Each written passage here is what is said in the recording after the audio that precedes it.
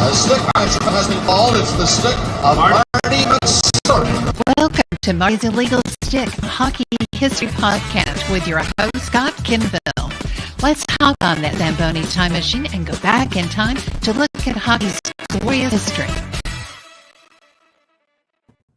And what's going on, hockey fans, and welcome to another brand new episode of Marty's Illegal Stick, a hockey history podcast here on the Sports History Network. We're recording on Wednesday, July 21st, 2022, and I got to tell you, we're in upstate New York, and we're sweltering. Oh my God, it's hot here. It really is. But you know what? It's nice and cool here. Dave, you got the studio set. It's like an ice skating rink in here. Yeah, sure. And it's blowing on my arm here, and I'm dying. I'm freezing to death. Anyway, yeah. What? It's cold. I'm cold. Oh, but, I like that heat up there. That's why I got the University of Texas shirt on. Yeah, well, we're not going outside to record. You get that idea right here. Yeah, okay, all right. Well, if you're not watching on YouTube, that voice that you hear is, of course, the producer, the sidekick, the young Jedi around here of hockey knowledge, Mr. Dave Save Warner. What's going on? Not much. No? Yeah, no, not a thing. No? Good. That gives me blues knowledge, so this ought to be good. That's okay, because you know what? I'm going to explain what we're going to do today, Okay. and I've got a St. Louis Blues expert. Okay, I hope so. So this is going to be awesome.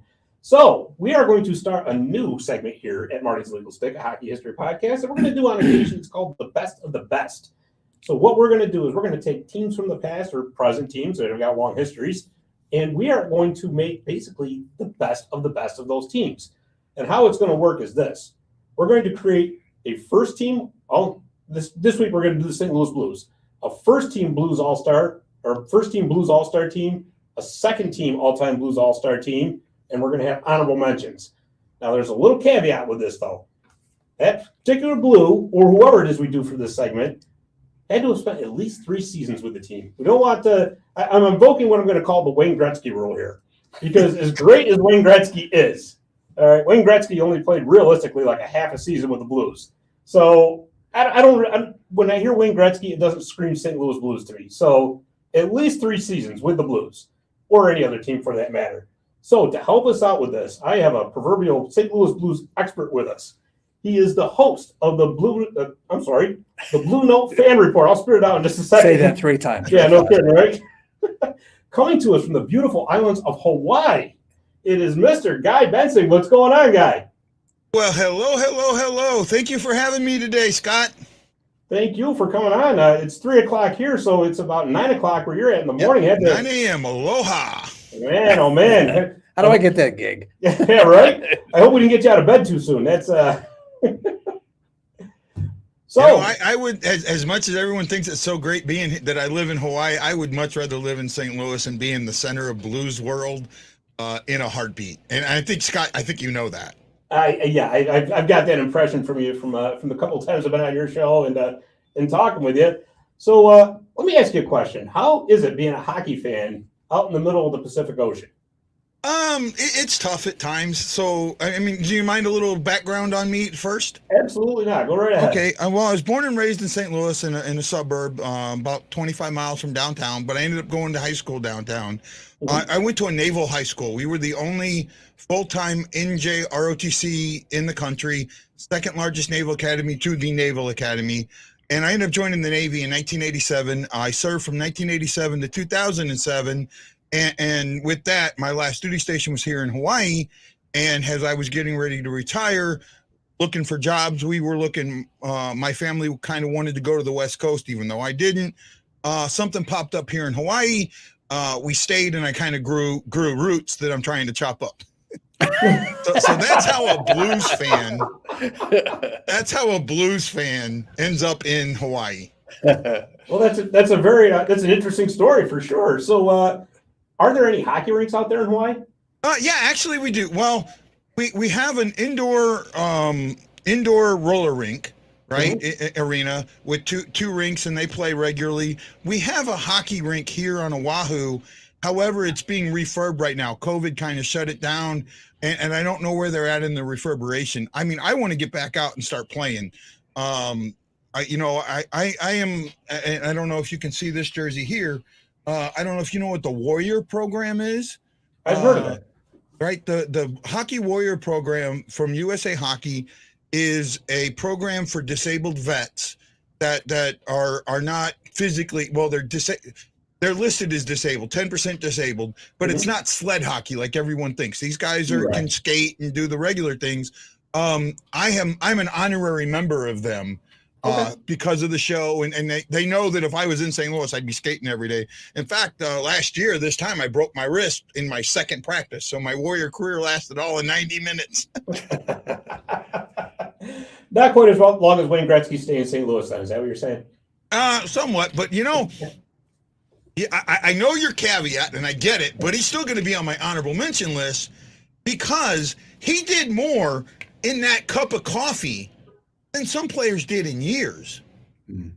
Right? Yeah, I mean, you have to understand, and we can talk about this a little bit. You have to understand where hockey was in St. Louis. There was in 1983, St. Louis doesn't even show up to the draft. They don't even have an owner. Their owner sold the team to Saskatchewan.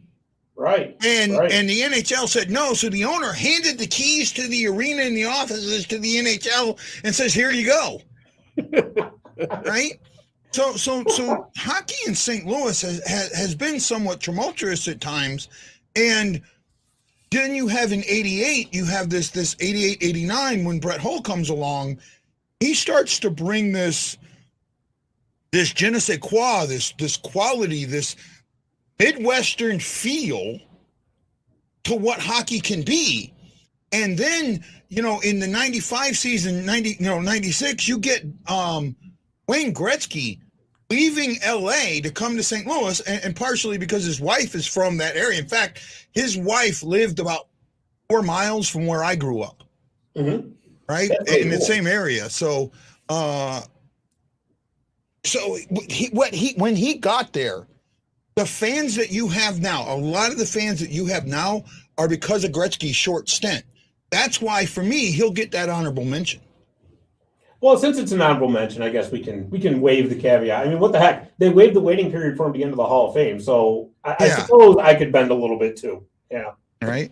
Well, see, my list. So I thought a lot about this, and I have a website, and I don't write on it as much as I should, but it's called the St. Louis Fan Report, stlfanreport.com, and I wrote an article on there, and I called it.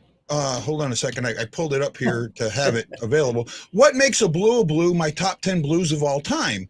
And what makes a blue, it's not just stats to me, right? There's other things involved. There's things that, what bleeding blue really means, right? And I mentioned in the article, I say Barclay Plagiar has been with the organization as a player, coach, and ambassador since the beginning. Should he be left off the list because he wasn't a great player? So it's not just what they did on the ice that matters. It's what they did on and off the ice and what they mean to the Blue Note. Right. So my list is not going to be, I think my list, and I worked on it last night and today and, really went around, and I'm not great at numbers, so I've got them all pulled up on me. My list isn't going to be the list that you think it is, I think. And that's what's going to make this so interesting, right? Because, I mean, as you can see by my shirt, I'm actually an LA Kings fan. But he's a Buffalo Sabres fan. So, but I can't make too much fun because I'm telling you, Buffalo's going to be dynamite in a couple of years. Oh, I know. I think they are too. I'm absolutely with you on that one, bud. But still, he's learning, guys. So just bear with him for a second. Quit making excuses. Yeah, right. But no, that's you know what, and that's what I kind of had in mind too when I was coming up with the different caveats. Is that there's got to be impact on the organization as well, and you're right in the fact that impact isn't always on the stat sheet. It's everywhere. It's off the ice. It's in the front office. It's everywhere. Well, so, I'm glad you mentioned that, and I'm sorry. I have a bad habit of jumping out when I don't wait for things. When something pops into my mind, I spit it out. My number 10 blue was the front office. Hey, there you go. Because what they have done over the years and the different ownerships, and to maintain that fan base and to have that love of the note, the Blues fans travel well. They travel very, very well. You're not going to go to a game that the Blues are playing and see a smattering of Blues fans, you're going to see a large contingent of Blues fans. They're one of the best traveling teams in the league. Right. Exactly. So and you attribute that to the front office and what they've done to make sure that people understood what the note meant. Right. Exactly. So before we get into our list, now these Blues teams that we're going to make up have to have a place to play. So I'm going to ask you, the arena or the Scott Trade Center? Oh, God. I'm going with the arena just because I'm old school. Well, see, I love the arena, right? I do, but I also love Scott Trade. I like the openness. I like the feel of it. But if you want, you're talking all time. Yes, it's got to be the arena.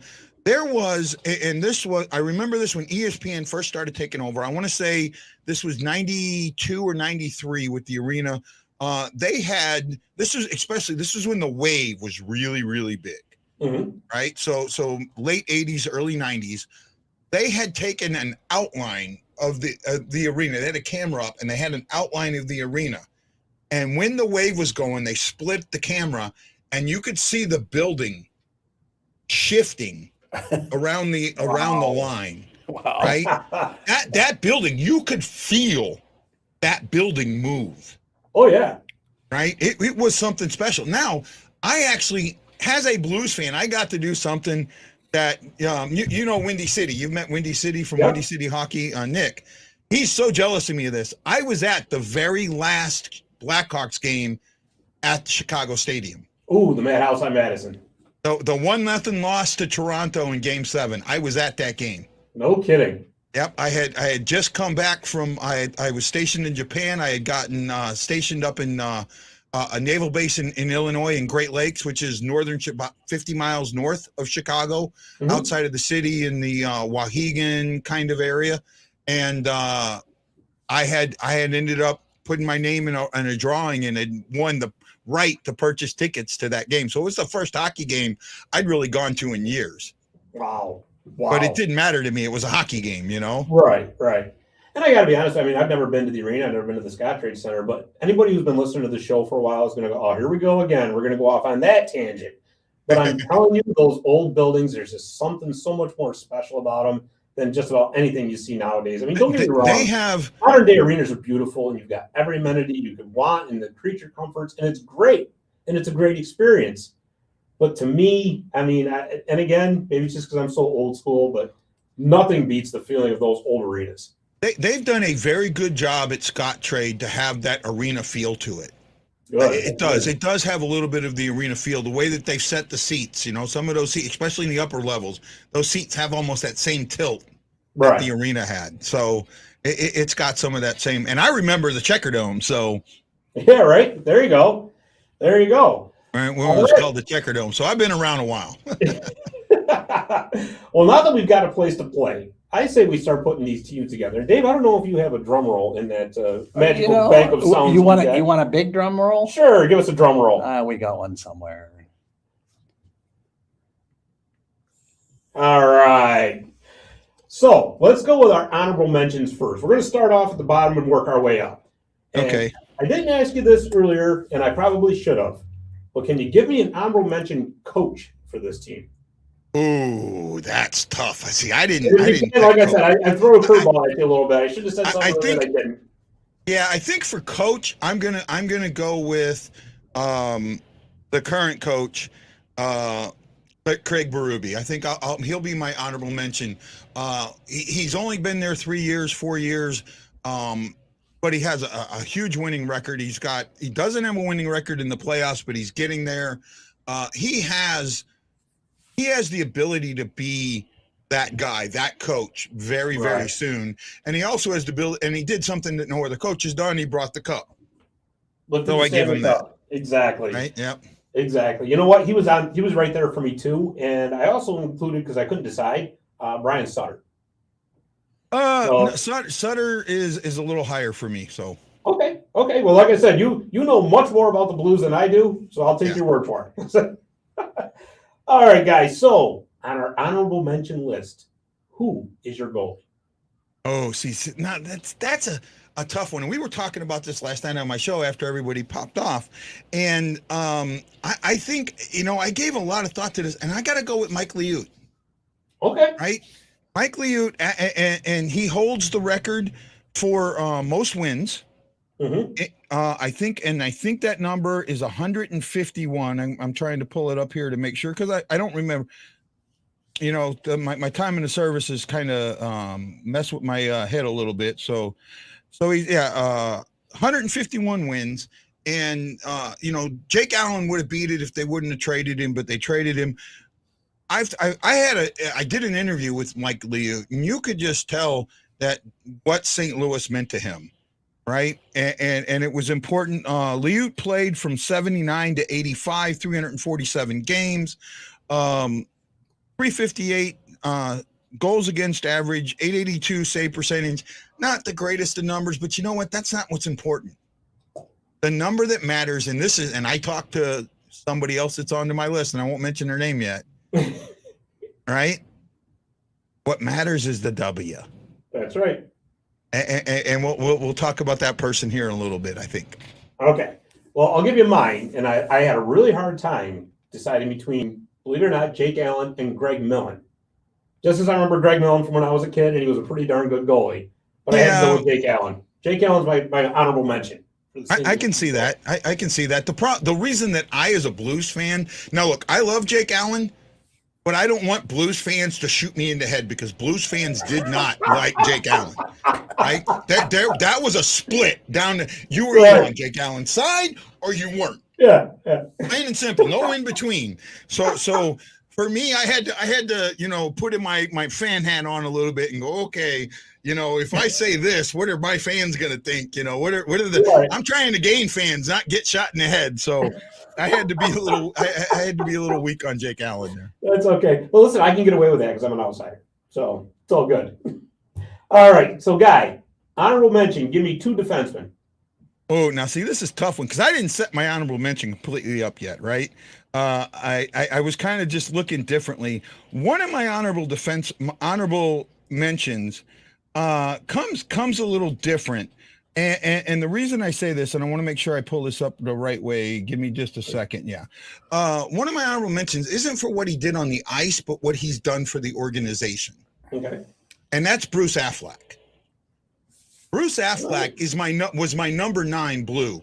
And it's not okay. He played with the organization from 74 to 79, 274 games, 79 points, but that's not what's important.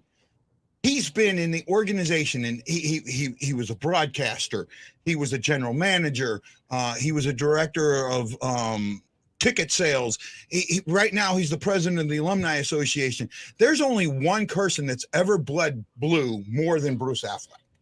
And that's why I will sit there and make Bruce Affleck one of my honorable mentions. Again, I said it's not always about what they did on the ice. Right. It's what they mean to the organization. And when you mention him, he means a lot to the organization. Fair enough. How about a second one? My second one, this is a current one, and I wanted to mix up the past with the present. Sure. Right? Absolutely. Oh, well, semi-current. My second one's Jay Bulmeister. Oh, interesting choice. Interesting. Jay Bulmeister played for the Blues from 2012 to 2020, 480 games, 172 points, but he brought a quality to the Blues that they needed at the right time. He was hurt in the 17 and 18 season, but in the 15-16, when the Blues went to the Western Conference Finals for the first time in 15 years, he brought that leadership, that knowledge. You could see that what he was trying to do, and you can see how that bled into the team going into 19. And when he was healthy, this team changed. Everyone gives Bennington all the credit in the world. I don't, because I think Bulmeister had a lot to do with that change as his health got better. There you go. That's really interesting because he's one guy that kind of flies under the radar. He really is. That he's always been one of those guys who just never got enough credit for everything he was able to bring. So that's really interesting. I'll give you mine. You already mentioned him once, Bobby Plagiar on my defense, and I've also got Rob Ramage.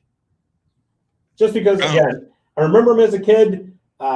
He was a decent player, of course, and I'm no Blues expert, but like I said, Rob Ramage, to me, he had a solid career, and he's not going to be on an all-time list, of course. Yeah, no, not a bad pick at all. In fact, Rob Ramage is currently the coach of the Blues Warriors.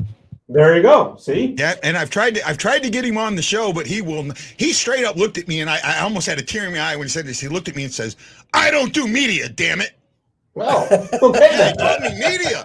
He called me media. He called me legitimate media. I almost had a tear in my eye. You made it. He didn't. When I was on the ice, He didn't use the word legitimate. He just said media. Well, There's a difference. Okay. Take what you can get, right? I'll take it. Yeah, really. Oh, boy. That's awesome. All right, moving right along. Our honorable mention left wing for the St. Louis Blues. Now, see, this was a tough one for me. The Blues, when it comes to left wingers, we just don't have this high quality of left wingers. And I've looked. I was looking at different things, and really, I got to go, and I struggled to find two left wingers. I really did. To find two solid left wingers on this team. And I think for me to go with honorable mention, I have two. I'm going to go with first Brendan Shanahan, right? 91 to 95, 306 points, but he left under bad circumstances. Yeah. My other one is going to be off the charts a little bit, is Lubus Barteco. Ooh. Now, Lubus didn't have a great, he's not one of those, but he was there with Dimitra, and he helped create that Slovak line that was so effective and that really did usher in an era of, he was there when they were losing that grip, and he helped maintain that grip a bit. So Barteco kind of slips in there for me, and I know I'm probably breaking your rules a little bit there with having two of them, but for me, Barteco just kind of breaks that mold a little bit. Very good. Very good. I like it. I like when we think outside the box around here. I love it. So for my left wing, I actually went old school on this one, and I went with Red Berenson. With who? Red Berenson. Oh, I thought Red played more center than left. Well, they got him listed, and again, I'm not a Blues expert, but they have him listed as a left wing. So let me double check, because I was pretty sure that he played more center than left wing. I mean, I had to leave a center off that off this list that really kind of drove me nuts. Well, you could include him if you want. Yeah, I have him listed. I have him listed as a center, but no, I could see Berenson. But again, centers could play either right. way. So, yeah, no, I'm okay with that. So. All right. Well, speaking of centers, who's your center? Say again. Who's your honorable mention center? I was jumping with this, and I actually just changed my mind. My honorable mention center has got to be, the guy that signed my cast and asked me if I wanted my cast signed, Gary Unger. Okay, very interesting. Right, Unger, a real good choice. Well, Unger is one of those unsung heroes that should be in the Hall of Fame and isn't. Right. And also with Unger, there's some of this feeling of I don't know what the word is. He left the Blues in a there were some legal ramifications of why he left the Blues. But what he's done for the team and for the NHL afterwards, and who he was, the blonde hair and that. Right. Last year, I did and this is why Unger comes on my list, right? And it's not just the numbers. I did a live at a rally house in St. Louis, a new open rally house.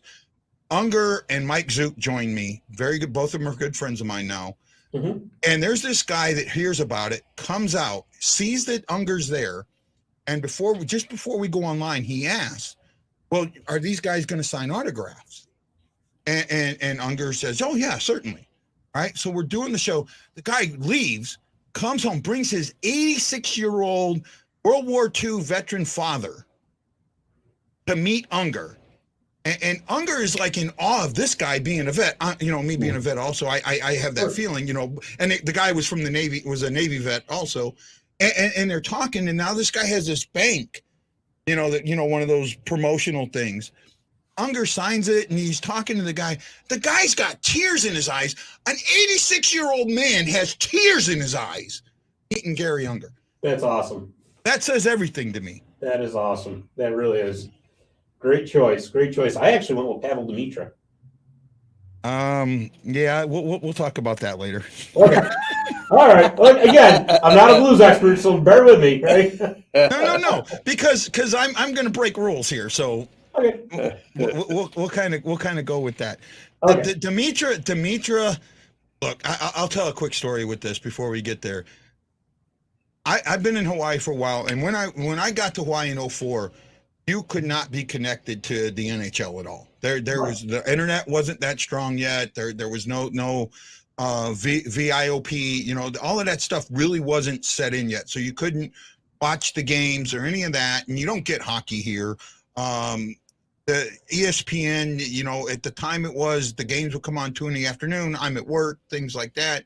And then the Blues, this was when the Blues, and that was the strike season. Right. So in 2005, the Blues are going down. But I remember Demitra. I remember following Demitra when I was in Japan. And when he passed in that plane wreck, I was working second shift. And I went into work at 2:30 that afternoon. And people could just tell something wasn't right with me. Right. And I told them, I can't explain it to you. Nobody here is going to understand it. And I finally had someone, one of my bosses came in and said, what's going on? And when I explained it to him, he just kind of looked at me and says, I get it. Yeah. I get it. He says, if you can't stick around tonight, that's fine.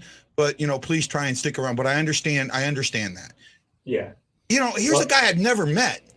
But Sure. but the sudden death of him really just stuck a dagger in my heart. Oh, absolutely. Absolutely.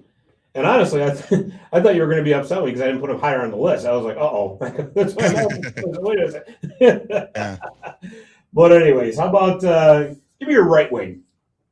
Right wing again. See, Blues have had some really, really good right wings, and I jumped around on this, and I'm still like moving around. There's still different right wingers that pop into my head.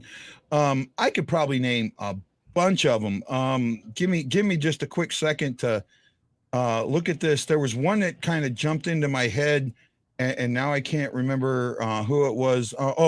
Frank St. Marcelli, right? Wow. He played for the Blues from the beginning, 67 to 73, 257 points, and this was in a period when goal scoring wasn't as high as it was.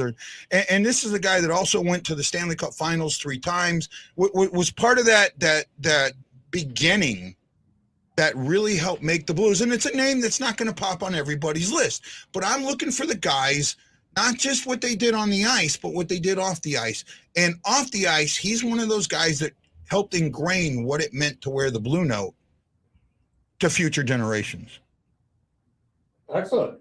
Very good. Yeah, that's you're right. And that's what? That's it's a shame too that guys like that sometimes they get forgotten. Yeah. As time goes on and generations come and go, and it's a shame, but you know what? You remembered it, and that's the important thing right there. Yeah. I went with David Backes. I know he was both the center and a right wing. So again, it's kind of hard to differentiate sometimes, but just for what David Backes did for the organization alone. Yeah, no, he did. He was the captain for a while, and I get that. And like I said, I was trying to take this list that went both ways. I wanted a list that touched the current generation and the previous generations. I wanted to make sure that I was looking at a list that everyone could look at and go, okay, that means something to me. Absolutely. Absolutely.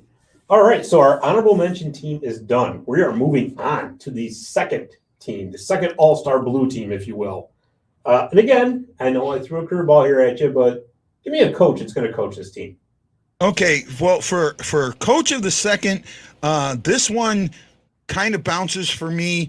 This is where I'm breaking the rules. I have two that kind of fit into this, right? Okay. Scotty Bowman, and Brian Sutter. Bowman coached the first 3 years, took this team to the Stanley Cup Finals, and then had a falling out and left and went on to be the greatness that he was elsewhere. But he cemented the Blues into St. Louis. They don't do that. They don't win those 3 Stanley Cups. I don't know if they're still here in '83. Right? We'll go to the finals. Yeah, exactly. Not win them, but go to them. I'm sorry. Right. If they don't make those 3 Stanley Cup Finals, I don't know if they're here in '83. That helped establish what this team could be.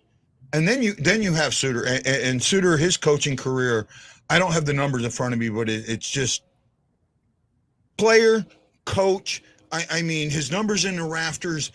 He did it all, and he did it in a way he made his players better. There's a great story about Sutter, but I don't want to tell it yet. I want to tell it a little bit later. Okay, fair enough. By the way, he won the Jack Adams Award, too. Yes, he did win a Jack Adams, yes. I think it was 81, 82, I want to say. Or no, it was a little bit later than that, I'm sorry. A little bit later than that. I want to say it was 89. Yeah, I think it was 89. Right. All right, I went with Ken Hitchcock. Ken Hitchcock. It's just I can't talk today. I can see that. I'm not a big Hitchcock guy. Okay. Right? I'm not a big Hitchcock guy. I like what he did. I know he was there for a long time, but he had all these issues in the playoffs, and then the way he left to me hurt more. I didn't like when Yo came in as a coach in waiting. I had talked about, I wasn't doing my show yet, but I told friends, this concerns me. This coach in waiting that never goes well. Right. Because you get in the middle of the season and the players start, who do I follow? Coach or the new coach? And that's what happened in that season. So that's why Hitchcock has a little bit of a stigma for me. Fair enough. Like I said, you would know much better than I would. So I'm basically going to look at the numbers and go by what I remember. And like I said, you've lived right through it. So, all right, give me the goalie of your second All-Star Blue team. Numbers don't mean nothing. It's all about the W. Brant Fuhr. That's a great choice. Brant Fuhr. I had him on my show. And he brings up, yes, he was the first. But, well, he wasn't the first player. He was the first major player, and he's the only Hall of Famer I've ever interviewed. But I had him on my show, and I asked him about, and he said, I got cold. Gretzky told me this. I don't care how many stops you make, just make the one that counts. And that's what he believed. And Grant Fuhr didn't have the greatest life growing up, right? He had a troubled childhood, but he rose above that. He always rose above it. Whatever you gave him, he rose above it. And he had a connection to Gretzky that still exists today. It was because of Gretzky that he was on the Blues. Gretzky being with the Blues really did help elevate his game more. And again, this is why Gretzky is on my, honorable mention team. When we had center, he's like my honorable mention center too, the one I forgot. But that's where it connects to me because of what it did during that period. Okay, that makes perfect sense. And you know what? Find me a better series. Find me, and I know you'll have trouble. Find me a better series, and I think I got the year right. The 1996 second round of the playoffs, the Western Conference playoffs between St. Louis and Detroit. Find me a better series. I don't think you can. And it's too bad Fuhr wasn't between the pipes for that Game 7. Say again? It's too bad Fuhr wasn't between the pipes for that Game 7. Oh, I know, but I don't want to get you going again. I don't want to see your blood pressure go through the roof. So. We've talked about this before, and it doesn't get pretty. Trust me. Yeah. So for me, I went with Curtis Joseph. Fair. Good pick. Not gonna go against that. It's a good pick. He could have been my honorable mention. Right? But I think Liut, for me, Liut just has the better feeling. When you say Curtis Joseph, most people will go, "Oh, he was a Toronto Maple Leaf." They associate him. You're right. More with the Maple Leafs. I think he played 7 seasons in St. Louis or something like that, didn't he?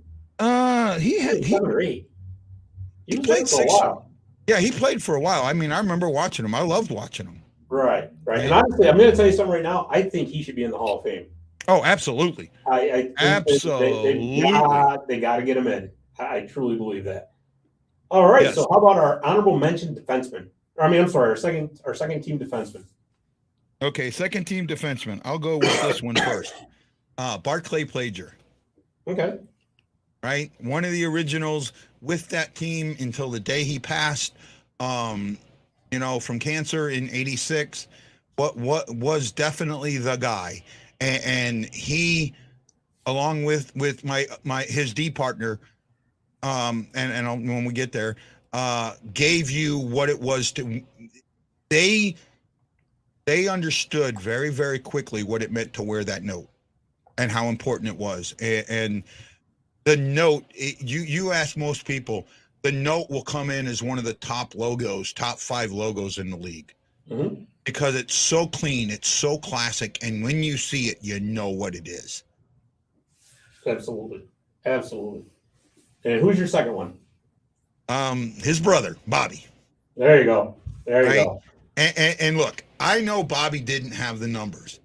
Bobby is my number 1 blue of all time. Oh, impact alone. It has nothing to do with what he did on the ice. While he was on the ice, he was great. You go back, you look at the fight in Philadelphia, you look at the stories that were told about him. When he was the coach of the Peoria Rivermen, he has a practice, and I've had Tony Twist tell me about this, and I've others tell me about this. Has a practice. He said no one could go out. Everyone was supposed to be in at a certain time, and about half the team went out that night.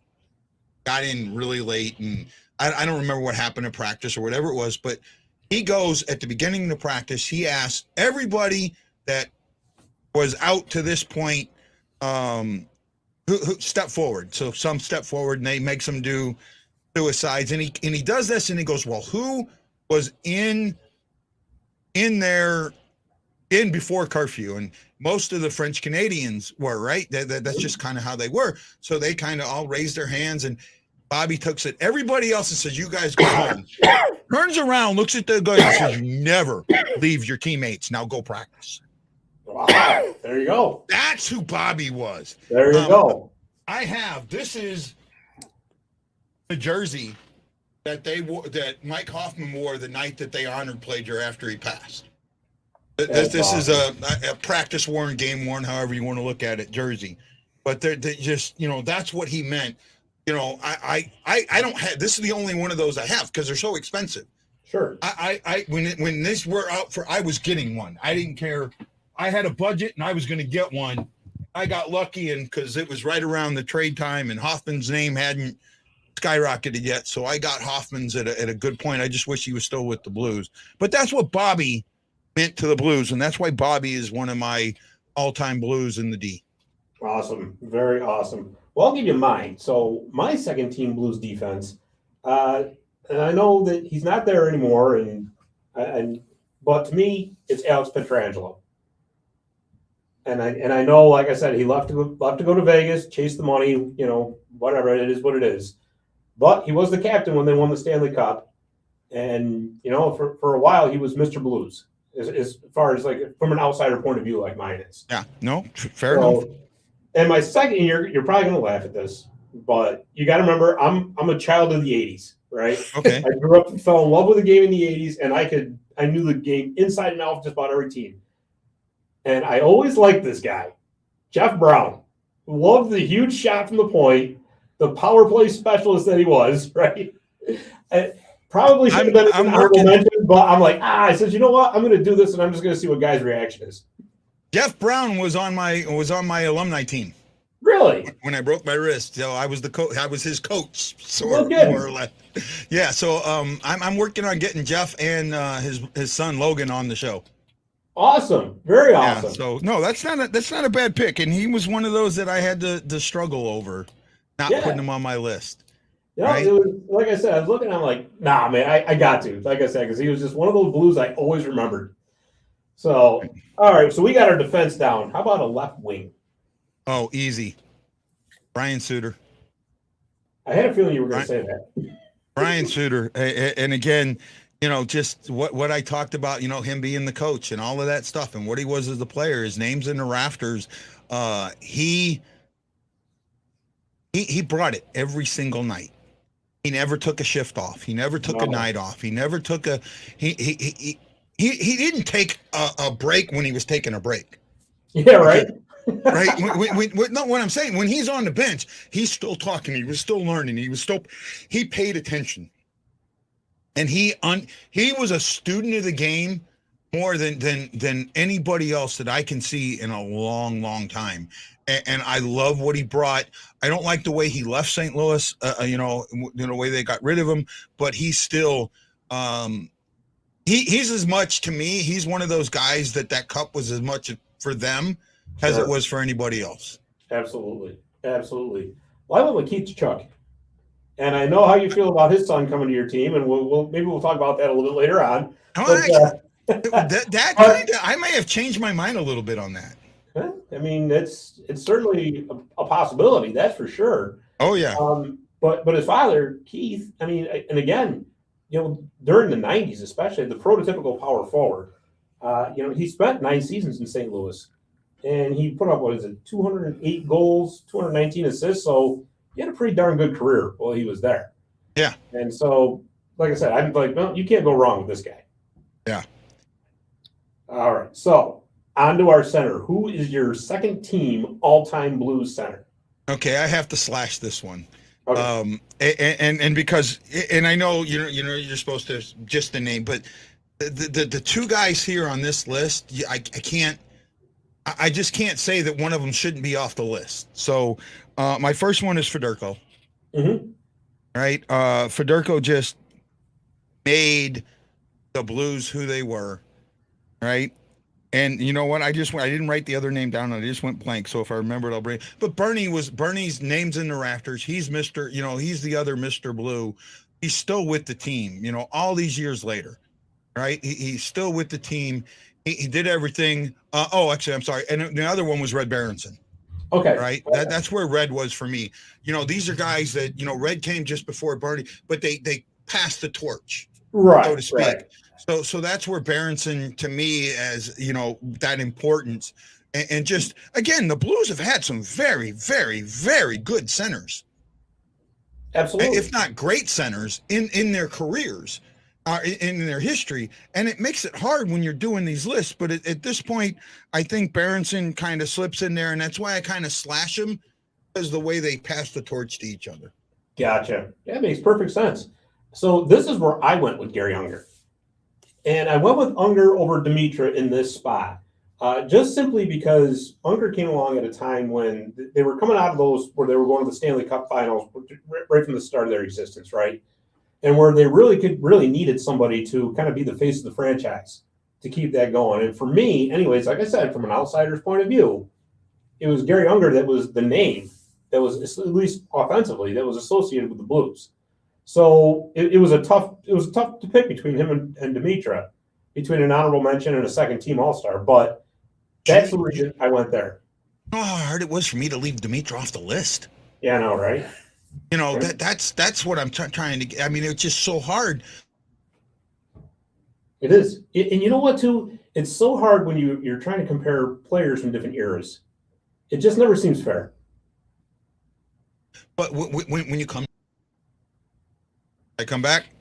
Yep, you're there. Yeah, you just froze up. Okay, I think I froze for a second. Yeah, you're right. It is hard to compare errors. And again, I'm looking at what they mean to the team. Right?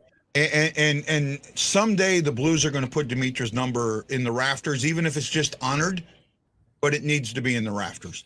Right. I totally agree. All right, so now we're getting into that sweet spot for the St. Louis Blues, if you will. Give me the right wing. I bet you can guess this one. I'm thinking I can. I'm thinking that this is one of the easy ones right here. You're going to be what? I think this is going to be one of the easy ones right here. Tarasenko, baby! Yep, I just made one. Oh, my goodness. You know what? I living here in Hawaii, I didn't get to see games for a very, very long time. Right? Last game, I saw a game in 2008 when Eric Johnson was still with them. The next time I see a game is 2014, Thanksgiving night, and it's the first time I got to see Tarasenko play. And my eyes lit up. I mean, I was sitting 3 rows off the ice on the blue side, but I'm watching what this guy does, and he scores the overtime game winner, and I'm just thinking, I just saw Brett Hull on the ice. Oh my God, this is the coming of Brett. I'm sorry, Tarasenko doesn't get the credit for what he does. He's an amazing goal scorer. He's becoming a two-way player. He's learning how to do that part of his game, just like Brett Hull does. And all this crap about this trade stuff, I haven't. I don't believe most of it, and I've talked about that with you on offline and on my show. For me, Tarasenko just easily fits. Yeah, I don't understand what all this trade talk really boils down to. I mean, I get it. People were nervous about the shoulder, and then there was that whole thing with the doc. But to me, listen, I think he's proven beyond a shadow of a doubt the shoulder's fine. Yeah, he There's proved that. one question there. So, well, I'm glad we agree on something. This is nice. Well, no, like I said, my list isn't going to be your standard list. But this is why I had you on, though, because I don't want the carbon copy, encyclopedia answer, which I know you will not give. So, Yeah. So here we are. We're at the creme de la creme, the first team, St. Louis Blues All-Star team. And we're going to start off with who is behind the bench for this team. Okay, I have to put an asterisk on this. Okay, asterisk is current situation notwithstanding. It's Coach Q. Yeah. Okay, and I know some people want to take the Chicago situation and blanket him in that, and I get it. Yes. I have to look at what he meant to the organization when he was there. Right. And when he was there, he brought the greatest show on ice to the league. And just like the Rams had the greatest show on turf, before that, we had the greatest show on ice. We had Hull and Oates. We had a coach that understood what those two could do together. Right. And we had a coach that could take a lineup and mix it and match it and turn it around and sprinkle pixie dust from, Chris Berman from draft day and turn a lineup that should have been nothing to greatness. Yeah. And that is what Quenneville is to me. So I have to asterisk it. Yep. Current situation notwithstanding. Yes, I can agree with that because I totally understand why people would feel the way they would. What happened in Chicago was just absolutely horrible. But if you look at the body of work from St. Louis and the record and what he did, he definitely did the job while he was there. There's no doubt about it. Now, for me, if you're going to take Coach Q out of it, it would have been Scotty Bowman just because of the impact that he had on the organization to start to get them going. But all right, so now we're between the pipes. Who is the best St. Louis Blues goaltender of all time in your eyes? Mr. Goalie. Glenn Hall. Glenn Hall. And I'm sorry, I don't remember if this stat is completely right, but I think he was the first person ever to win the Conn Smythe on a losing team. I think you're right, actually. Okay. I think that says right. Something. That says something.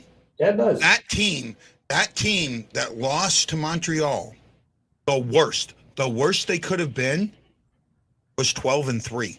Yeah. If they win that series, the worst they could have been is 12-3. And that was Glenn Hall. Glenn Hall just knew how to play goalie, even though he was at St. Louis at the end of his career. And I'm passing up Jacques Plante to not put Jacques Plante on this list, but it's just what Glenn Hall did. Again, that in the original team, that 1966-67 team, all the way up to 69-70, what they did as a whole, what they did to bring hockey to a region that really didn't have hockey. It just makes it is what it is, and you can't not bring that in because me, I'm not old enough to remember him playing, barely, but the name just brings reverence. Sure. Oh, absolutely. Right. So for me, the guy's a legend. There's no doubt about it. For me, it's Glenn Hall. Okay, that's fair enough. Now, again, I told you I grew up in the 80s. I'm a child of the 80s. I love the 80s. I wish I could go back to the 80s.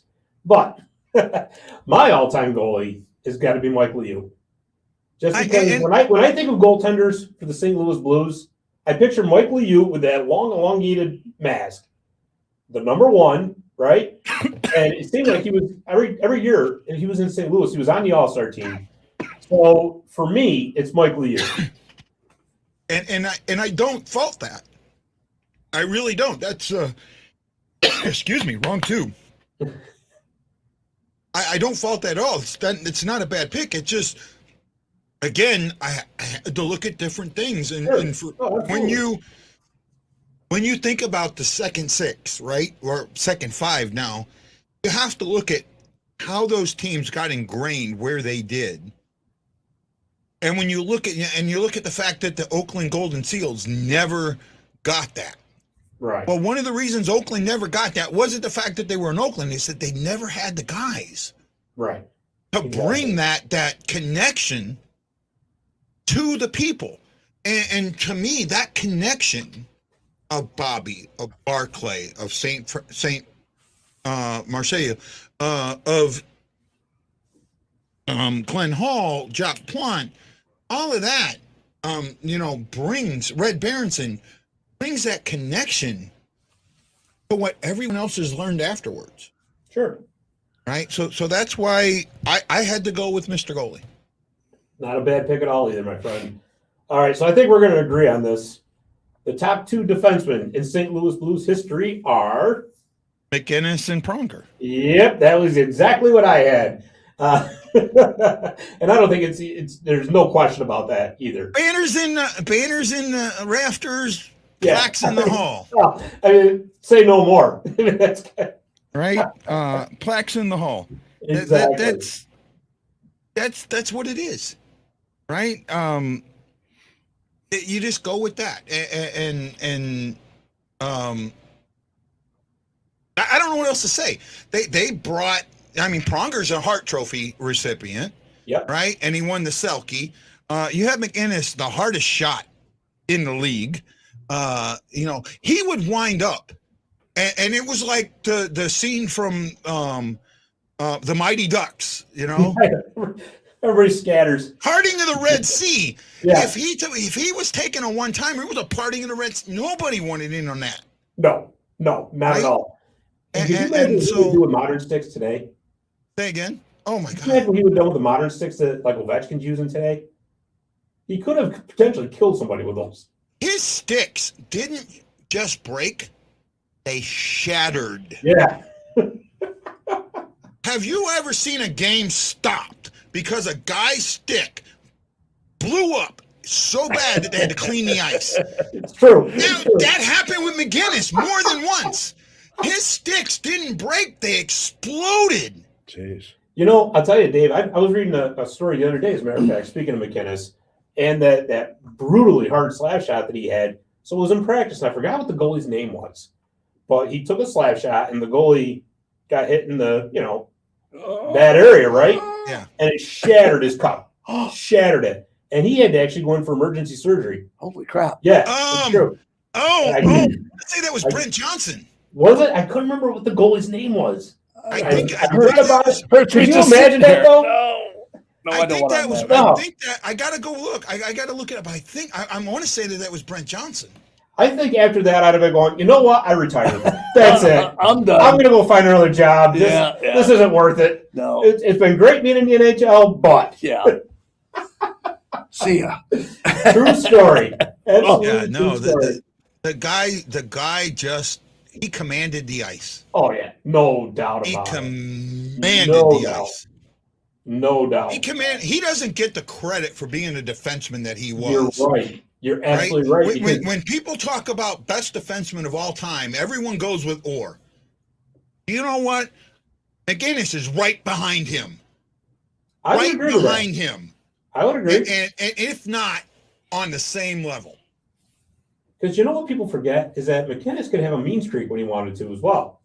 If he had to get nasty and dirty, he could. Or not dirty, like in the dirty areas. I'm not saying playing dirty, but in the dirty areas. In the front of the net, he cleared people out. There was no doubt about it, right? He aimed at people. Yeah. He would aim. No, he said this. I would aim at the guy standing in front of the net. That way, the next time I took a shot, he wouldn't be in front of the net. That's funny. All right. So moving on, the best center in St. Louis Blues history. Oh, you're skipping left wing? Oh, I did, didn't I? I'm sorry. Left wing. Give me my left wing. Okay, now this is where I faked out earlier. I have Pavel Dimitra as my left wing. Okay. And you're right, because it's difficult because guys do jump from position to position. Yeah, he did play a little bit of center, but he played center, he played left wing. He's listed more as a left wing than a center. Okay. And just like I said, there was for me, even though I never got to watch him play, there was a personal connection for me, and it was in an interview he did. Right? It was after one of his RFA contracts, and he went to arbitration, and he talked about it afterwards, how hurt he was about some of the things that the Blues management said about him, right? You know, they brought up playoffs, failures, and things like that. And he just said that I didn't want them to think of me that way. I want them to think that I gave my all, and that then when they didn't, it hurt me. That right there tells me everything I need to know, and that puts him in my top of my list. If you want to argue with me, fine, that's great. But just right there, that says everything, and that's what the note means to me. No, I can't argue with that. Now, I went with Brian Sutter in this spot because, to me, he's just always been one of those guys that epitomizes the St. Louis Blues. And like I said, it was in my era growing up, and it was just, you think Brian Sutter, you think St. Louis Blues. That's, to me, anyway. But no, Dimitra's a great spot that's a great choice for that spot, too. Mm-hmm. Now, moving on to the best center. Okay, this is where I had when we originally talked about this, we had this 5-year rule, and I was like, I don't care, I'm gonna break that rule because this guy only played for 3 years, but he did more in those 3 years than most players did in 10 in their cities, and it's Adam Oates. I was just gonna say, are you queuing the band up? Right, it's Adam Oates. He did more in the 3 years he was in St. Louis than most guys did in their entire careers with teams. What he did there, the style of play, he re-triggered the game.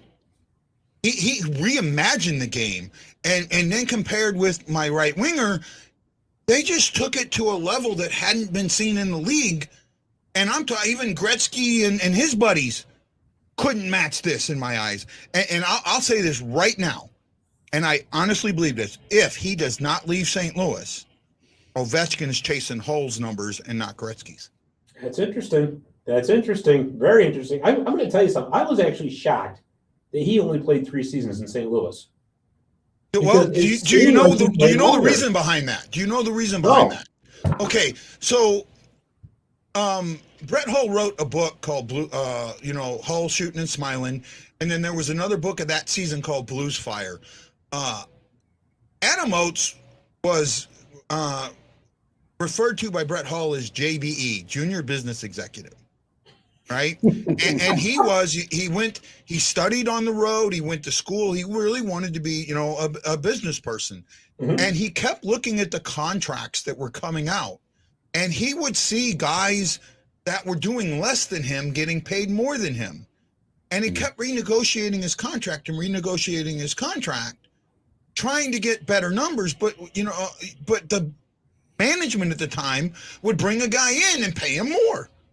So at one point, it just got to the point where the Blues said, no, we're done. We're not going to negotiate anymore. Right. And it created this riff. Both sides were right. Here. Mm-hmm. The Blues were right in not negotiating anymore, but Oates was right in saying that some of these guys you're bringing in, you shouldn't be paying more than me. They're not doing what I'm doing. They're not having 100-point seasons. They're never going to have a 100-point season. They're not going to be in the Hall of Fame. I am. Right? And those are the things that hurt him. He stays in St. Louis. Hull hits 1,000 goals. Right? Wow. Hull hits 1,000. Think about this. In the 3-season, Hull had 72, 86, and 70. and then he leaves and his numbers drops into the 50s. Right. Right? Imagine if he stays. He stays in the 70s. He stays in the 80s. Right? Or he breaks the 92 record. I think that could have happened. Absolutely. And I think that he would have been over 900 goals. I really do. If he would have had 3 to 5 more years with Oates, no telling what numbers those two could have put up. I certainly think that he certainly could have broke the single season record for sure. Yeah. And he probably you're right. I think had they stayed together, we could very well be talking about Brett Hull being the all-time, goal scoring leader for sure. But again, like I said, it blew my mind that Oates was only there 3 seasons. It felt like he was there for 7 or 8. Yeah, it did. Yeah. And that's why I had to say, you know what? I'm equating this 3 to your 5. It's all good. It's all good. Just think of the dog years, right? Oh, it's an illegal stick, so I'm there you go, right? Stick. Yeah. We're doing our measurements in dog years. It's all good. Don't worry. This is my illegal stick. This is my illegal stick play. Yeah, there you go. You go to the box for 2, pal. I've had 7 of them so far. So, my center is of course Bernie Federko. And I always actually felt bad for Bernie, and I'll tell you why. Because he put up phenomenal numbers as a St. Louis Blue. He had almost 1,100 points. You wouldn't know it though, because he got overshadowed a lot in the 80s, right? And if you think about the ridiculous pinball machine numbers that were being put up, Federko was always just that consistent leader of the Blues, always led him in points, but nobody really knew about him outside of reporters and people who really knew the game. And not only that, he challenged Lanny McDonald for the best mustache in hockey. So that alone right there. Right? I forget who it was I had on my show. I want to say it was Garth Butcher, but the thing that he told me about Federko was, you look at Federko and you would watch the game and say, where was Federko all night? But then you turn around, you look at the scoreboard, and he had 4 assists. Exactly. Right? Exactly. He was sneaky. He was quiet, but he was efficient. He did his job every single night. And I get that. My issue, the reason that I put him as my second center was I couldn't break up my center and right wing, my number 1 center and my number 1 right wing. I just couldn't do it. All good. Like I said, with those forwards especially, it's really tough because sometimes, they play, and by season too. So, yeah, all good. And I don't even think we need to say the right wing here because there's absolutely no doubt in anybody's mind that it's Brett Hull. And that's why I have Oates, because Hull and Oates, they were the guys. And you talk about Gretzky changing hockey, and he did, right? For me, I equate what Hull and Oates did to what and I just kind of Bob Gibson did in the Cardinals. Your music was great. Yeah.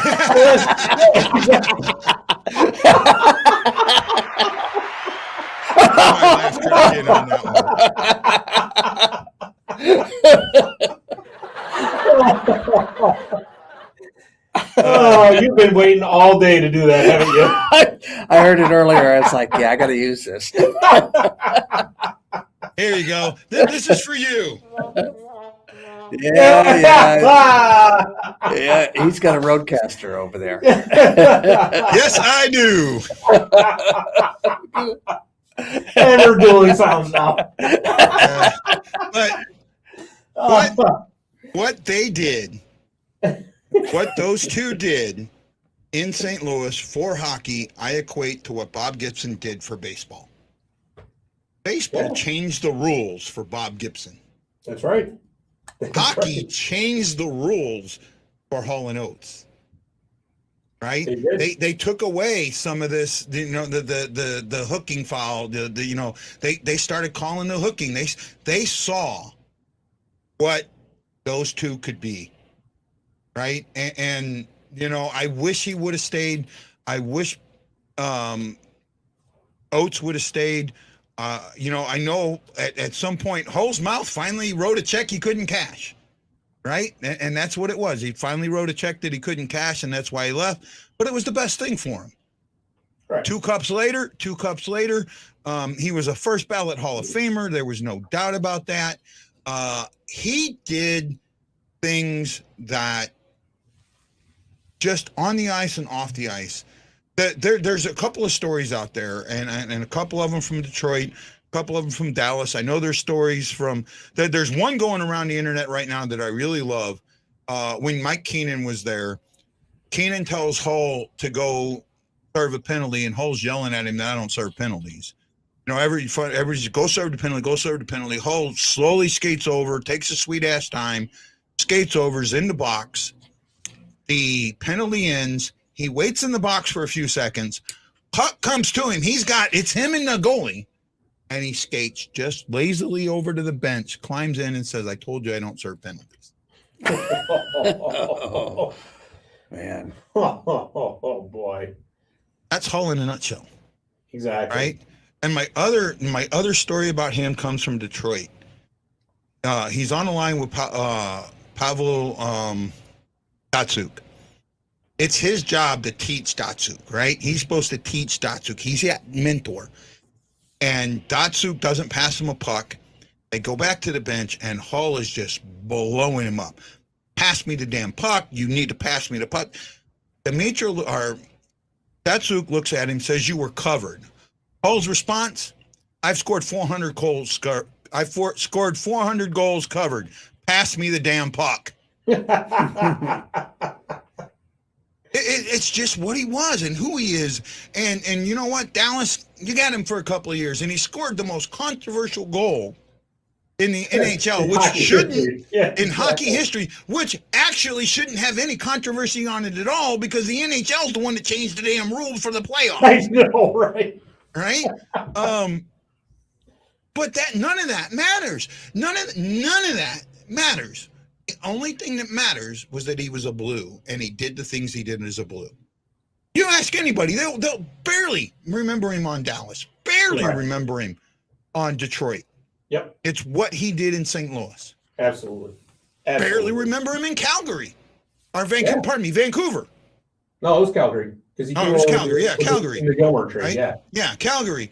Most people don't even realize that he went to Arizona for a short period. Hey, he's always going to be remembered as a St. Louis Blue. There's no ifs, ands, or buts about it. Yeah, and when you think about that, it just takes the game to a new level, right? He saved hockey, and they say it. He saved hockey in St. Louis, yeah, and that's why, and it's like Dimitra takes that torch and carries it on. That's why Dimitra's my left wing. Hull passes that torch. McGinnis, Pronger, take that torch. So there's that connection, and that's what my list is. It's the torch being passed. Sure. And you know what? That's a beautiful thing. It really is. So I'll tell you what, we have got our team put together now, the all-time St. Louis Blues team. And this has been so much fun. I love doing these kind of lists. This is great. Hopefully I wasn't too out in No. Hey, listen, the farther you go in outer space, the more we like it. So it's all good. So what we're going to do, because now you've got me intrigued, since you've been changing your mind a little bit on the whole Matt to Chuck thing, and I want to hear about it. But we're going to need to take a quick commercial break. But before we do that, we got a little segment that I want to carry on in our new rebranding of the show called Breakaway Trivia. All right? So what I'm going to do is I'm going to give you a trivia question, and I'm going to give you time to think about it during the commercial break, and then we'll answer it when we come back. All right? Sounds great. All right, so here's the question. What was the first NHL team to play in St. Louis? And bonus points if you can tell me when.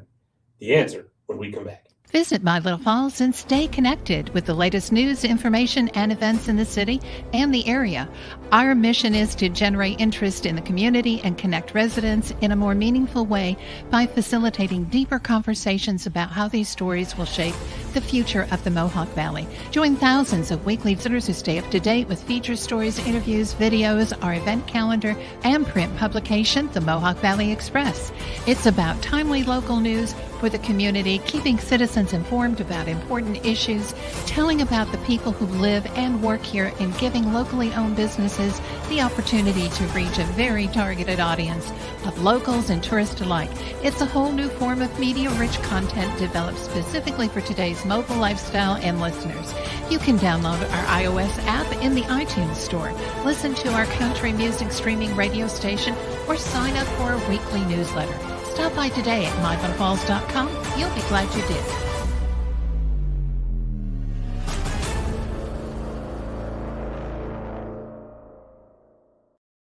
And we're back. Guy, do you like that music? Because like I said, that music that he's got for that commercial makes me want to run right through a brick wall. Every single time I hear it. He did such a good job with that commercial. Really.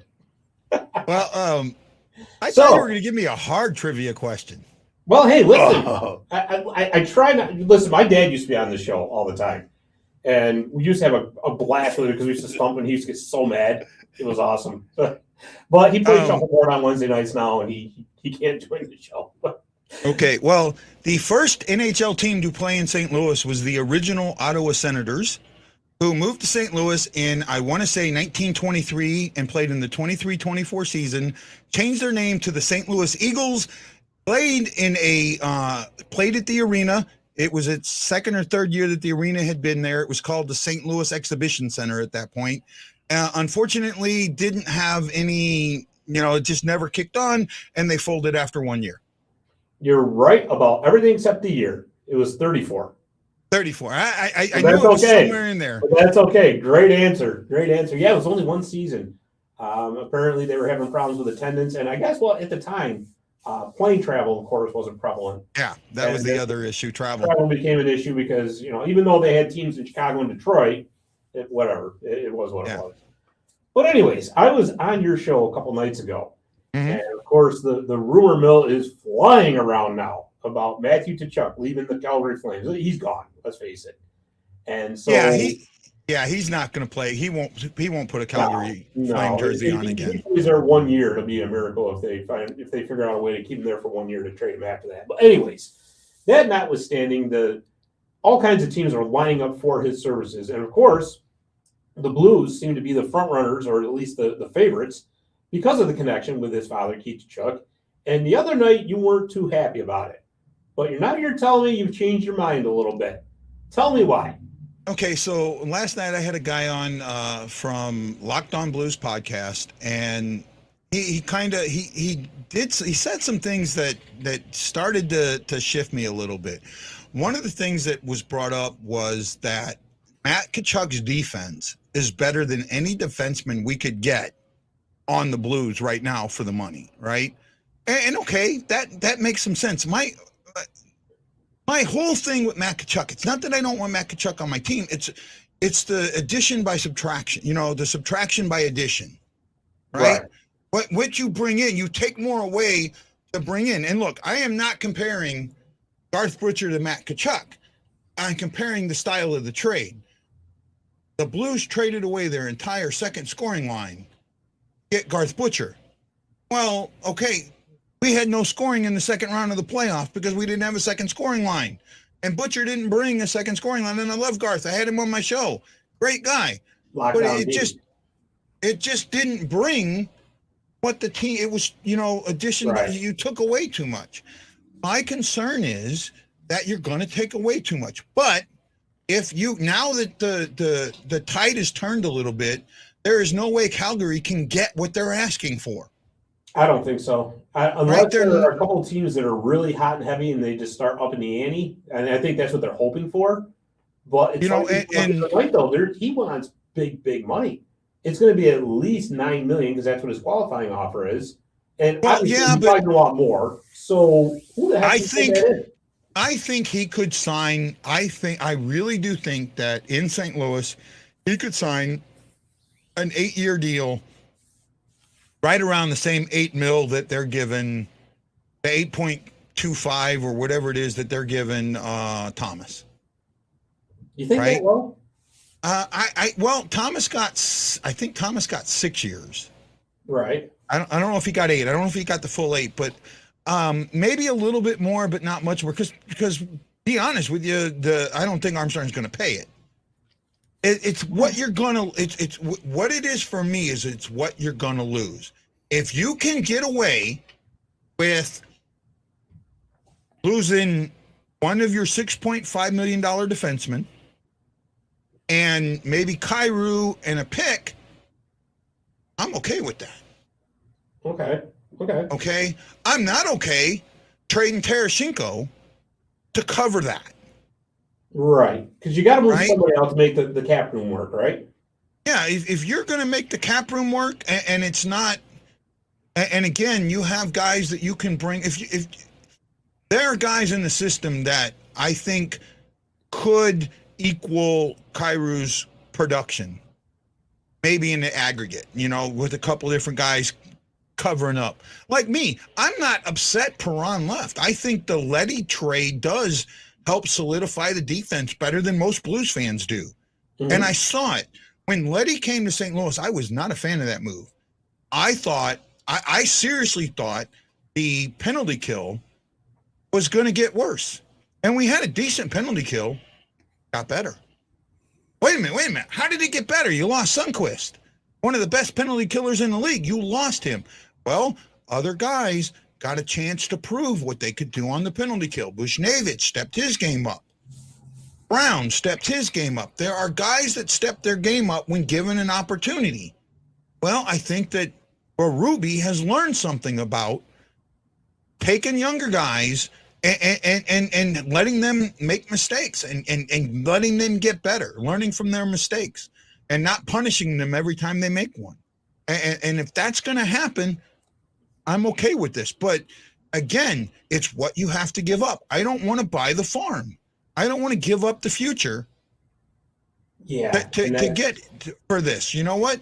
And Calgary right now doesn't have any leverage, has none. And that's what's important here. They have way they no get leverage. if it turns into a bidding war. That's the only way they're going to get any kind of leverage at all. Well, they have none because even if it goes to arbitration, he still doesn't have to sign that contract. Oh no! What I'm saying is for his rights. Yeah. That's what I'm saying. So Yeah. I mean, boy, it's like I told you the other night though. If I was Matt Tkachuk, I would be looking at like a shorter term deal, and then go for the big money at like 28 or 29. Yeah, I agree. Because it's like we were talking to it. That cap is going to go up significantly in a few years. Yeah, So, I really think it is. When we're fretting about $9.5 million now, in 3 years that could be your standard middle six pay. Yeah, right. That could be $12 million. That could be his contract could be 12 or 13. Right. I absolutely agree with that. The cap is going to get closer to $100 million. Right. Exactly. And the thing here is, if you are, and here's the thing for me, if I'm Matt Tkachuk, one of the things that I have to look at is the fact that I just finished a $65 million contract. I know, right? Right? I get you got to make your money where you can. Right. Matt Tkachuk is always going to make his money in hockey. He's going to make money in hockey. He's going to make money in hockey. He's going to be a coach. He's going to be a player director. He's going to have something to do in the league after he's done. Right? Yeah. It's not like he's got to make it all now and just sit, then I got to struggle, go work at a 9-to-5 job because I don't have any money. Right? He's always going to have that money. He's got good work ethic. He just needs to tone down some of the antics. And if you do that, you can take your game all the way to the Hall of Fame. He's got Hall of Fame credentials. His brother has Hall of Fame credentials. Yeah. I mean, you know what? He's like a modern day Claude Lemieux. Right? Yeah. So he's had NHL coaches from the time he picked up a stick. Sure. Absolutely. He's had NHL level coaches. He's had McGinnis as a coach. He's had Pronger as a coach. He's had his dad as a coach, and so many others. So he's got this understanding of the game that, great. But again, it's all about what you have to give up. And if the price drops, I'm all for it. Yeah, absolutely. Right? I mean, if you got a chance to get a talent like that, so long as it's not going to completely destroy your future, you got to go for it. But let me ask you this: if he doesn't end up in St. Louis, where do you think he's going to go? I think that's the $1 million question, or the $9 million question. and the reason being is it's straight up.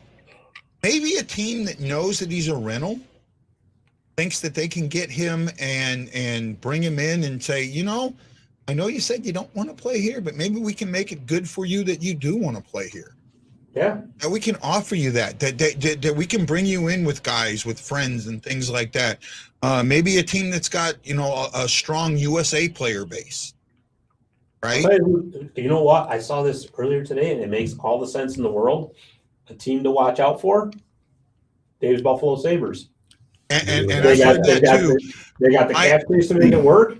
Yeah, but prospects to send. My issue there is their ownership.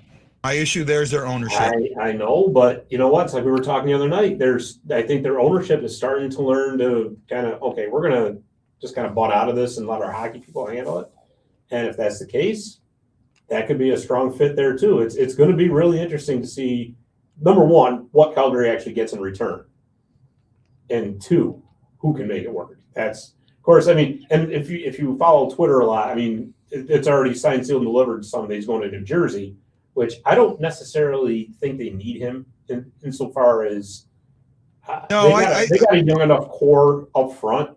Don't get me wrong. Who wouldn't want that? I mean, don't get me wrong there. But they're not a team that, let's put it this way, they don't need him to get over the top. No. Because they're not there yet. Yeah, no. Neither is Buffalo, but Buffalo can be a much more of like a... Buffalo needs him to take the next step. Yeah, absolutely. Right? Absolutely. Exactly. And that's the thing with Brady is, does he want to take what in his eyes is the next step? And that's the question here, right? Because in his eyes, if the next step is the cup, right, there's only one team that's really out there that's going to give him that opportunity. Yeah. And of all the teams that have been mentioned, I think that's St. Louis, right? But if he's willing to build a team, then yeah, Buffalo comes in, Ottawa comes in. But Ottawa, I don't think those two would play well together. It'd be interesting. It'd be a reality show. I've seen them practice together well, and I know they hang out and all that. But at some point, I just think that it could be a bit of a distraction. No, I think, you know what, it would be awesome if he was in Buffalo and those two got to like hammer it out in a divisional playoff series. Oh, that would be awesome. Oh no, it would. That would be great. It would. Here's the question mark that I have on everybody that's just got to make me. I know the C to some people doesn't mean a damn thing, but in the NHL, the C means something. I remember, and this is probably 20 years ago, Sports Illustrated did an article on the C's in the NHL, and how, they're the only one that puts a letter on the jersey. All the other sports, they have captains, but no one knows who they are. They don't have it's ceremonial, more or less, right? It has no meaning to it. Right. In the NHL, that C has meaning. It has a lot of meaning, and it's important. This is the guy that can talk to the umpires or the referees. This is the guy that helps with the lineup. There's a lot of things that the captain does, right? It's important. It's extremely important in the NHL. Okay, who's Calgary's captain? Yeah. I think this is important. Calgary never named a captain. Not after Darnell. They have A's. No. They have no captain. And if Tkachuk meant that much to them, if Tkachuk was that guy, even with Gaudreau there, if Tkachuk was that guy, why isn't he wearing a C? And that's a question I have. And I think it's a legitimate question. Well, you're right. You're absolutely right. No doubt about it. And that's the thing that, the locker room, what kind of locker room could absorb a talent and an ego like that? Yeah. Exactly. And that's exactly it. He's got to, if Matt Tkachuk really wants to be that guy in the league, as much as that, St. Louis is the right place for him. Right? But at the same time, he's got to really understand that if you want this, you've got to make some sacrifices too. And one of your sacrifices might be a shorter contract for less money to get you to that level that you can be where you want to be. Very interesting. Very interesting. No agent would ever tell him that unless they were a really smart, forward-thinking agent. That's a great point. It really is. Well, they got to what, August 11th? Is that when they're having the hearing for his arbitration? It's the August 11th now, and I think that he'll get traded before that date. I think so too. But at the same time, it really, it's Calgary's decision, and Calgary. If I'm Calgary, okay, you know what? He's not on my cap. He doesn't take the contract. What does it hurt me? What does it hurt me? I wanted this. I'm not going to get it. What I'm going to get ain't worth. I think Calgary has some power where they can just say, you know what? Don't sign. Right. You don't hurt us. Right. You don't go against our cap. And they still got his rights. Exactly. Exactly. Right. Calgary does have the right to hold out, and that's why I think, and that's the other thing that I've had Tony Twist on my show, and Twist told me that he doesn't watch modern day hockey, and I asked him why. He says because too many players worry about the name on the back instead of the name on the front. Right, and that unfortunately is what's happening here. Is it sounding like Kachuk's more worried about the name on the back than the name on the front? Yeah, and that can put people off. That can, and again, who would have thought Gaudreau ends up in Columbus? Well, there you go, and that's what I mean about a team coming out of the weeds. Say like a Buffalo Sabres that entered the Columbus wasn't as much out of the weeds as everybody thinks it is. It was really the only team he was negotiating with. It's just they kept it really quiet. Right. They kept it quiet. To me, the shocker of free agency, and I love it, is Kadri. I know. Well, he wants to go back to Colorado in the worst way. They just can't make it work money-wise right now. No, they don't want. I don't think Colorado wants him. Not at the kind of money that he wants. No way. Well, I don't think they want him. Period. If they wanted him, it's gone what? Almost a week now. Right? Over a week. And he hasn't signed. Remember in 2021, 2021, Matt Hoffman's going to get $6 million. Matt Hoffman's going to get $7 million for all these years. No one wanted it. He ends up signing with the Blues for $4 million for a one-year deal. Right? Kadri may have to do something like that because I'll be honest, teams know he is what he is, and they're not looking at that 80-point season thinking they're going to get that again. No, well, especially now, what is he, 31, 32 years old? Yeah.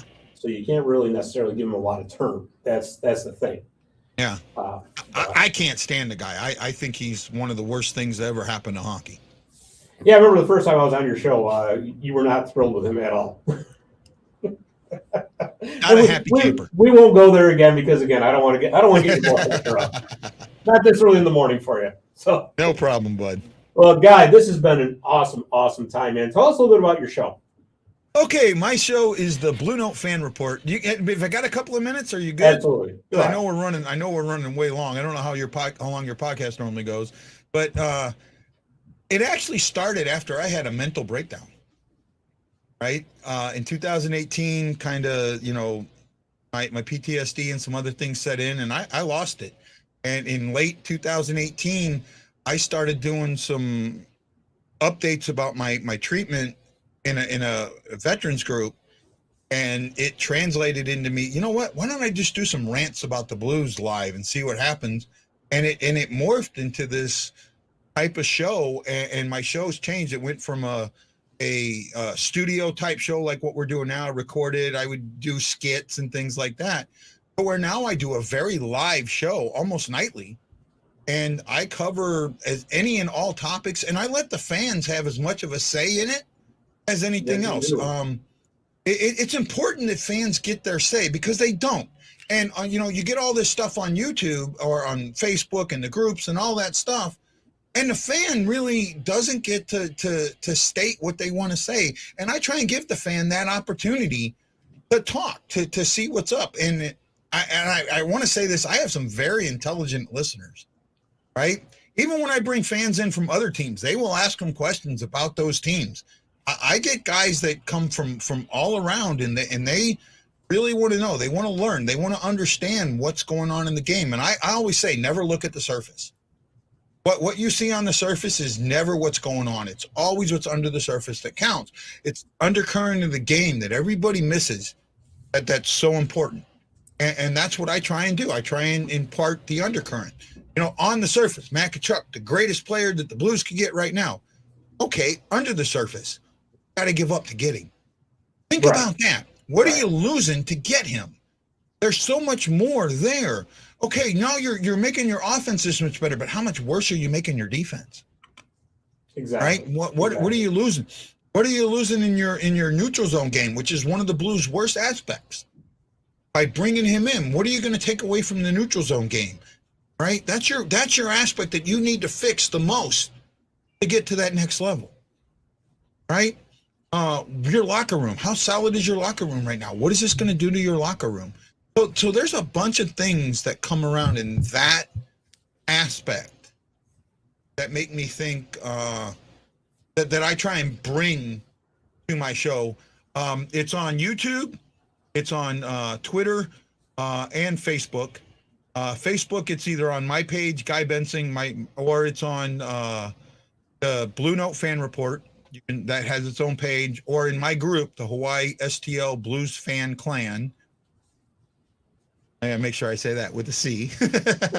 And then on Twitter, I have a couple of different accounts. I have at HISTL Blues Fan, at STL Fan Report, and at Blue Note Report.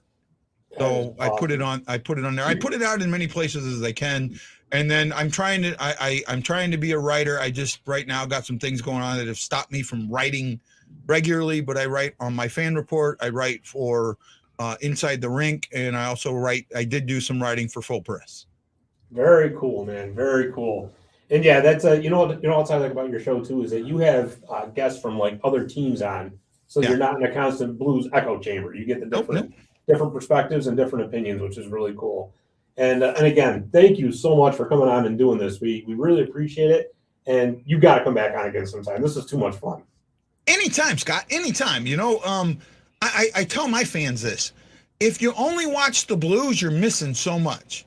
You got to know what the other teams are doing and how they play to understand how your team is playing against them. Absolutely. And it breaks up the monotony sometimes, too. Say again? It breaks up the monotony sometimes too. Oh no, it does. It opens up. It opens up your eyes to a much different perspective. It's the difference of sitting in behind the Blues bench, sitting in the rafters. Yeah, absolutely. Right. Absolutely. Because the guys in the rafters, everyone thinks, they can't afford those. They can't afford down here. No, they're sitting up there because it gives them a wider view of the spectrum. They see plays happen. They see things happen. I remember I was at a game a couple of years ago. I was with my niece. My niece, I have this beautiful little niece. She's I think she's 5 or 6 now. She has Down. She's been diagnosed with Down syndrome. Hockey is her thing, right? She will sit and watch the game, either on TV or she'll scream "Let's Go Blues," and she's following it. She's sitting in my lap. And we're watching a play. We're playing the Sharks, and I see them enter the neutral zone. And as soon as they enter the neutral zone, I said it loud, they're going to score here. They turned around and scored. You should have seen like 25 heads snap and look at me. Like, how did you know that? This is what I saw. This is, look at this, look at this, look at that. They're the things that I saw in the game. And, people around me are just like astounded that I knew that was going to happen. Right? It's that style of game that I like to see. I look for the under the surface. Well, and that's where actually going to games really helps too, because you get to see the whole play develop as opposed to just only watching on TV. So that's a huge thing. But again, man, this has been so much fun. I totally appreciate you coming on, and I can't wait to talk to you again. Hey, anytime, Scott. All you got to do is call and ask, man, and I'm there for you. All right, brother. Well, hey, thanks again, and I'll be talking to you soon. So we'll get together again. Oh, no problem, Scott. Thank you so much for having me. And by the way, you got to know that I'm bleeding blue with you. Thanks, guy. Appreciate it. Oh, well, that's all we got this week for Marty's Illegal Stick, a hockey history podcast. Next week, we have got the author of Klondikers. It's an amazing story about a 1905 hockey team that traveled all the way from the Yukon to Ottawa to challenge for the Stanley Cup. His name is Tim Falconer. It's going to be a very interesting talk, to say the least. All right. So just so you know, you can find us on martyslegalstick.com. You can find us at the sportshistorynetwork.com. You can find us on social media at Facebook, Twitter, YouTube, Instagram, and we're also at My Little Falls Facebook page, I believe, as well. Well, All right. Anyways, for Dave the Save Warner, I'm Scott Kimball. Thanks for listening, and we will see you next week on Marty's Legal Stick, a hockey history podcast. oh,